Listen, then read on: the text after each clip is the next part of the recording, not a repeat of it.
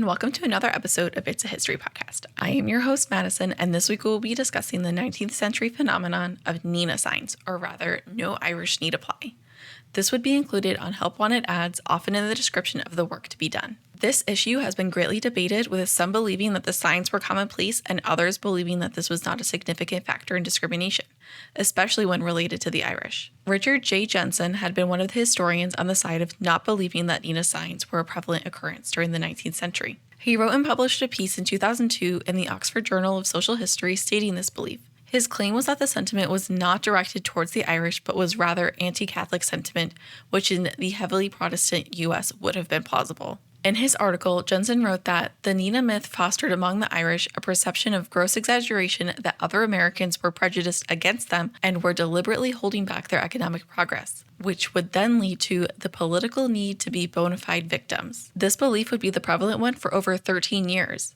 It was not until July 2015 when an 8th grader named Rebecca Fried had an article published as a direct rebuttal of Richard's work. This rebuttal was actually printed in the same journal that Richard had published his findings. Rebecca had cited multiple instances in many different help wanted adverts that Nina appeared. Positions that included Nina on their signs included clerks for stores or hotels, bartenders, farm workers, house painters, hog butchers, bookkeepers, the list goes on and on. This directly countered Jensen's claim that Nina signs appeared as infrequently as 2 instances within a decade. Rebecca noted that the most frequent occurrences of Nina signs were in the 1840s, which corresponds to large Irish immigration to the U.S. due to the potato famine. Though not as prevalent as this decade, the signs continued for many years after, with the most recent finding being an advert in 1904 in Montana. Why did businesses include Nina in their help wanted signs? Well, during this time, there was quite a bit of anti-Irish sentiment in both Britain and the US. There was a popular and common stereotype that the Irish, especially Irish Catholics, were violent and alcoholic. In illustrated depictions, Irish were shown with bestial or demonic features as well as long jaws to portray a lower evolutionary order, degeneracy, or criminality. It must be remembered that during this time period, the US was a dominantly Protestant nation. During the mid-19th century, there was a large nativist movement among American Protestants that discriminated against Irish Catholics, an interesting conundrum of American Protestants calling themselves nativists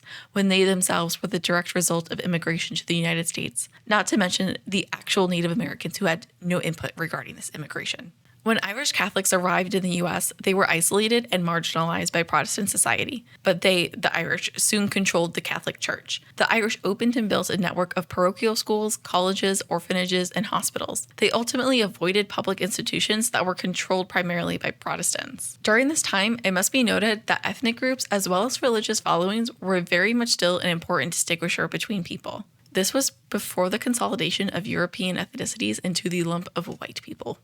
Ethnicity is still important today, but not quite to the extent that it was in the 19th century. Ethnic groups tended to stay together and create little pockets of towns and cities that they would reside in. These little pockets can still be seen, but again, not quite like they were. The hold that the Protestant religion had on the U.S. was much deeper than we would probably think of it now looking back with our modern ideas. It wasn't until President Kennedy that we had our first Catholic president. Rebecca's findings are what we still use now in regard to learning about Nina. With the digitalization of many archives and more public access, our past is just becoming more and more accessible to those who want to dig a little and know how to search using keywords. Thank you for listening to this shorter episode of It's a History Podcast. I hope to see you in the next one.